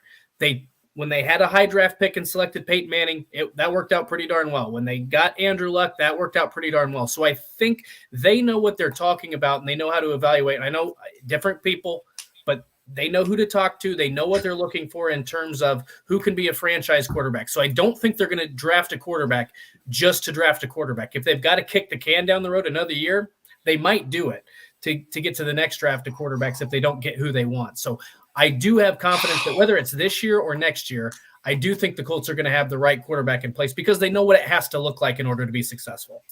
Dude, if they don't have a quarterback, yeah, but you can't. Then you're going to have to make a trade because they don't have a functioning quarterback right now. They don't have a quarterback they can win. Now, they also don't have an offensive line. I know someone else. Right. I've got this up right there right now. Yeah, you've got to have the line, of course. But I cannot see them going another year in this situation. And I get what you're saying. Yeah. Because it's about the long picture. It's about the big picture down the road. But, oh, my gosh. Ooh, that would be, 4 years of feels like you're getting into Indiana basketball territory there. You are. When did Luck step aside? 2018, before the 18 season? It was 18, or I think it had to be 18 or 19. I'm pretty sure it's 18. So then it would have been 18, 19, 20, 21, 20. So 5 years. So there you go. It stinks. Joe, you have to let us know if we owe another break. Please let me know that. Hey, man, how about my Aaron Rodgers get off my frozen tundra? That was good. I like that. Matt gave me no love for it. Oh, there you go. He gave me no love for it. He wasn't expecting it. You should have went with sorry, not sorry. That would have gotten I laughed. I mean, obviously, that was good. I liked to get off my frozen tundra. The old man, of the NFL. He is. And, I mean, Tom Brady, Aaron Rodgers, neither one of those guys is playing. We talked about the youth movement at quarterback. Neither one of those guys is playing very well this season. Dale Earnhardt Jr. was talking one time about statistics and as far as drivers and length of stay. And, NASCAR is one sport that we've talked about in this quarterback thing because it's been the exact same thing. But except it's worse. These are freaking kids, teenagers, 19, 20. And I'm like, damn, why? What is it? Especially driving. Why is there such a youth movement there? I mean, how can a 30-year-old guy not be as, which I know there's some that are, but it just seems there's too many of the other way. But I forgot my train of thought now. But well, I think the point is that there's a youth movement in NASCAR. A lot of it has to do with a lot of the similarities that we see in the NFL and probably particularly at the quarterback position. If you want to compare it to the Tua Tagovailoa situation, we've seen Kurt Busch retire early. We've seen Dale Earnhardt Jr. retire early because of the concussions, because of CTE. Oh, I know what I was going to say. So then that brings in Dale Earnhardt Jr. a new wave of young drivers. And like I said, I think again yesterday was Kevin Harvick, Denny Hamlin, some of those older guys. They're the exception. I remember growing up watching Mark Martin, Sterling Marlin. Why am I blanking on his name? Awesome Bill from Dawsonville, Bill Elliott. But here's the thing. Stick around for a long time. Dale Jarrett. This plays right into what I'm talking about. Dale Earnhardt Jr. said, all right, he did a lot. He did research. And I think he was doing it when he was looking at retiring. Mm-hmm. He looked at when does the winning end for a driver? Doesn't mean they're stopped driving. Well, when does the winning stop? And he came to the age that it was around 43 that boom, there's just a boom drop off. And part of that youth movement, I think, is the teams see this and they're like going, hey, I know this guy's name is, I'm just throwing his name in there, is Kevin Harvick, but guess what? He's 45 years old. His winning days are done. We're going to dump him and go get Dustin, this hot 20-year-old Dustin Schutte driver, and bring him in. Hot 20-year-old Dustin. That's what I'm talking about. Hot driver. No. But that's what I'm talking about. It's the winning stops. 10 years ago, it was the name of the driver. It was just the name of the driver, and the sponsors went with that name. And they wanted those names. They didn't have to win. They wanted those names in there against each other. To that point, if you had a name and you were proven successful, you got part of a good team, you put yourself in a really good position. This next gen car has changed the game where everybody is, I mean, maybe not everybody, but a lot of racers are on an equal footing. How many different drivers did we see win? Was it 18 or 19? I don't remember the final number, but it was crazy. It was at least 17, I believe.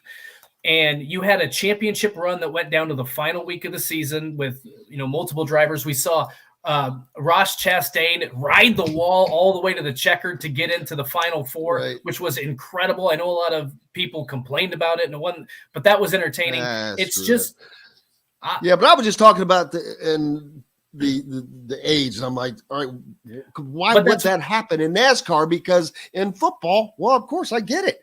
Age catches up with you in a sport where you're physically, your body has to hold up a little bit better than it does in a NASCAR. Not that it's not physically demanding. You can still drive with a knee injury. Maybe not as well, but you can still do it. Well, I mean, if you hurt your left knee, you're still, you can do it. If you've got a little elbow problem, you can still do it. I mean, I'm just comparing it in comparison as far as the age, why the age has dropped in a sport that is so different from football that we talk about, but it's still the same thing happening.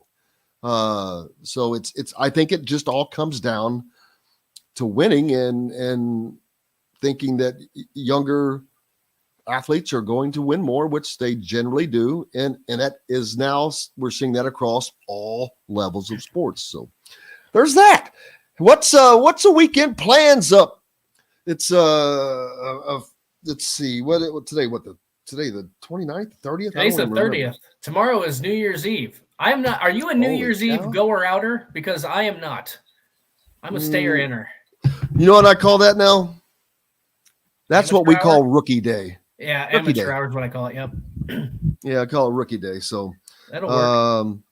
Yeah, it's not even just that. It's there's too much out there. It's like y'all have that. There's correct. There's too much, and the other part is you can't get into any place good unless you're paying $1,000 cover charge. So to me, that's not worth it. I'll just sit at home and watch football and Dick Clark's Rockin' New Year, or whatever the hell it's called anymore, and have a good old time. And I'll be in bed by 12:05. Yeah, Pete saying that there's a 16-year-old kid up there in Minnesota. Started when he was 13 in stock cars and just signed with Gibbs Racing. And, of course, he's got his grandson, Ty Gibbs, who nobody likes, but who's, 19? Yeah, he might be 20 now, yeah. But punk? He's still a punk. He won the Xfinity Series, so. Yeah, he's a punk. He took his own teammate out unnecessarily. I'm like, buddy, the next race, your ass would have been in the wall. Bumpin's racing. Bumpin is racing. I don't care. I'm not an elitist. His teammate out. Took him out. He didn't bump him out of the way. He took him out of the race. He cost his team having two in the championship, though. So that selfishness. That if you're Dale Earnhardt, the only person that could get away with that was Dale Earnhardt. I don't think you can do that in this day and age. Well, no, because everybody pitches a fit. I don't care. I mean, I don't. It's not. To me, it's not the same. It's not the same as a teammate in any other sport. Like, these guys are still trying to win. I understand. Right, I agree. I understand it's not the best look. I get that, but I didn't have. That wasn't the first thing he's done. Well, I'm also aware of that. So I get why people don't like him, but at the same time, look, I operate under the notion that sports needs villains, and so I may not like somebody, and I've not seen enough Ty Gibbs to make a judgment one way or the other, but I don't always crucify the villain because I know that that sports needs good villains. And I mean that from the play, not some guy that gets in trouble for a bunch of dumb stuff off the field. That's a bad human being, but a good sports villain, a Kevin Durant, a LeBron James, somebody that is, I don't know what the right word would be, but very divisive in terms of play, attitude on the court, that sort of stuff. Sports needs that. So that's why I don't typically hate those, or hate's a strong word, but don't give those guys as much grief. And Robert makes a great point in racing. NASCAR is following the Formula One model, using very young drivers. The car is being heavily dependent on technology and is likely pushing that model. That's a great point.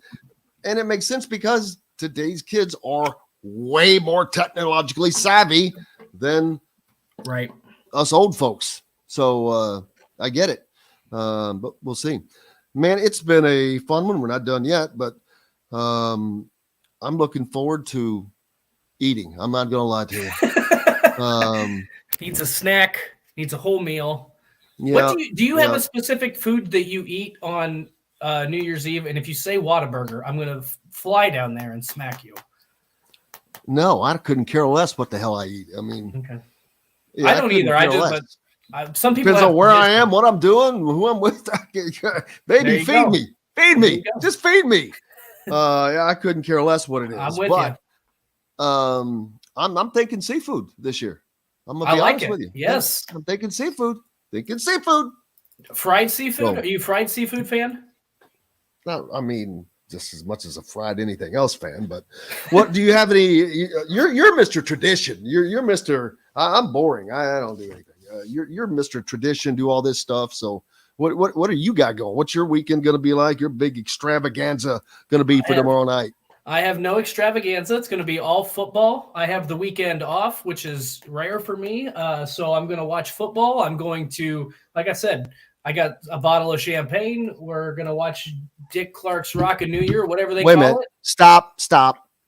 A bottle of champagne and we are. Who is we are? My brother and I. Okay, I just want to make sure. And the dogs, but they will not be partaking in the champagne part. But that's the plan. I'm with you. We don't have any specific. I'm not even gonna pick on you for having champagne with your brother. It's New Year's. It's the only tradition I was hoping hold it was going to be a. Yeah, nope, not for me. Not this year. Yeah, well, I got that heart over the eye on my coffee cup now, this morning, so I'm in good shape. should I feel be good about myself. And Robert points out I should be more traditional because I am Irish and the corned beef thing and that and cabbage. And yeah, what do you got to put in it? Don't you have to put there's like something you hide in it? Yes, I don't know. It's not a coin, is it? I was going to say okay. that. Like a penny or something, I think. Yeah. But I feel like that would get lodged in my esophagus, and I would not make it for the new year. If I'm hungry, baby, and I'm going at it, please don't put coins in my food. Yeah, that's going down the gullet. There's a good chance that sucker's just pass and go. Right. But yeah, I'm looking forward to it. I'm just looking forward to chilling and just relaxing and watching some football because I haven't gotten to watch a lot of the bowl games, but they've been coming on pretty late. I mean, I'm like, yes, there's a damn bowl game about to start at 9:00. And I'm like, wow. So crazy. So there's that. I appreciate everybody. See, yes, and cabbage with a dime in it and mushroom potatoes. Now that sounds good. Put a dime in it. That's okay. Put a dime in it. Mushroom potatoes sounds disgusting. I've heard of cabbage, but I mean, in terms of eating it on New Year's. Mushroom potatoes? That sounds awful. Mushroom and potatoes? What do you mean it sounds awful? Try and wrap it up, fellas. Mushrooms are terrible. Oh, gosh. We're getting yelled at. Oh, it's right. Oh, my God. We're way over.